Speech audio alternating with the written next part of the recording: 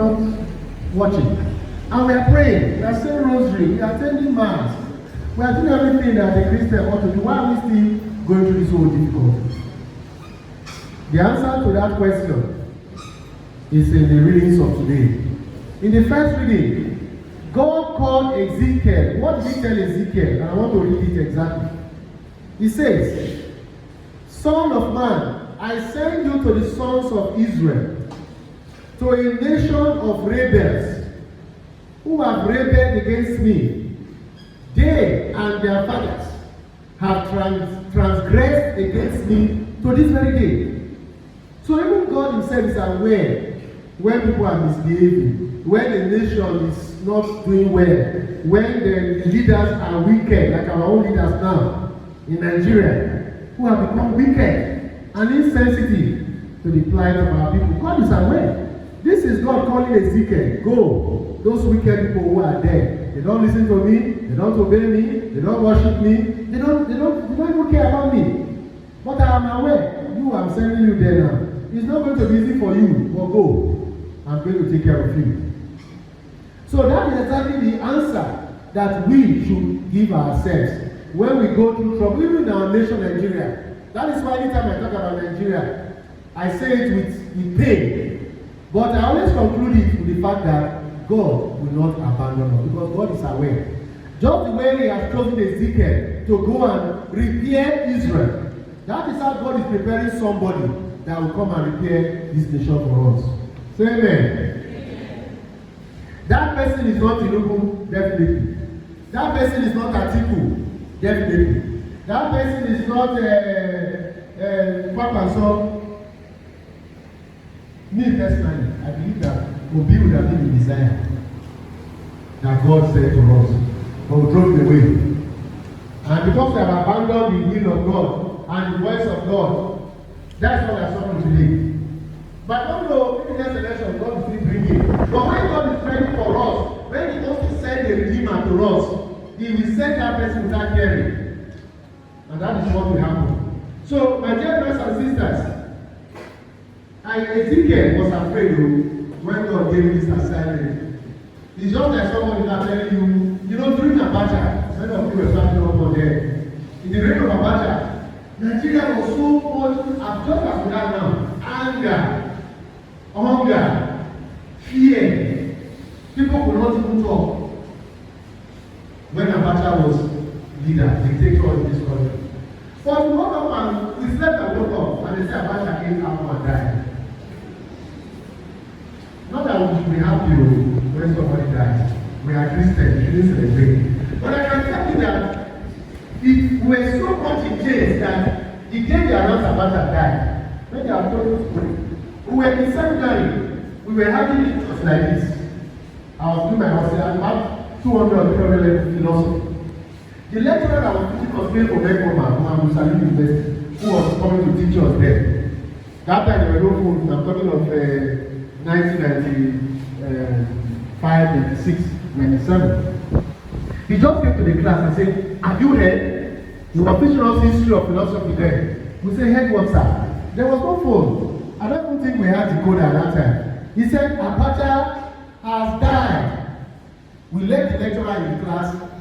We went outside to celebrate. We were wearing castle.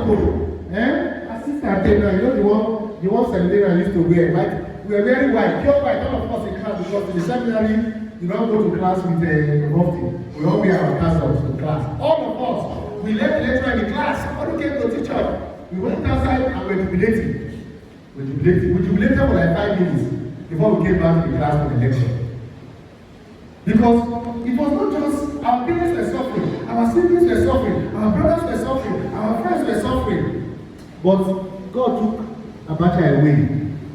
We still say rest in peace, but he has gone. Before God now decided to punish us again and brought Babangida and he brought you again now. Now then he said, okay, it was now Abu Salam, Nanaki, and then before Obasanjo. So my dear brothers and sisters, that's why we will not give up.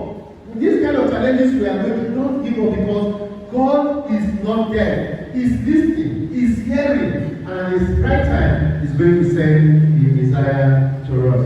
And the gospel just read. You can see that sometimes family can be a big problem. Jesus was called and was preaching in the same village. Let's assume for Iyamo, and he came into the church in Iyamo St. Joseph, and he preached to the people, healing people, curing people, and then with authority, instead of people to celebrate, now wow, God bless us. See our son, God thank you. They were angry. That's what we read. And people said, is this not a carpenter's son? They were reading him, they were mocking him, they were insulting him, when they're supposed to be celebrating him. They were angry. Angry over what? Because the son has been gifted to be a good preacher and to be a healer. You are angry. Angry over what? That is what Jesus experienced. And that's why Jesus said, a prophet has no honor in his own place. And he did not do many miracles for them. So his people are supposed to benefit first. Because he came home to let me serve my people. They rejected him. He had to go other places to go and perform the miracles. Rejection from who? It's the greatest pain anybody can experience. My dear brothers and sisters, today we are called. And that is why when we are called, I remember I went to one parish, my house is here. I was very young as a priest then. I think I was about 3 years.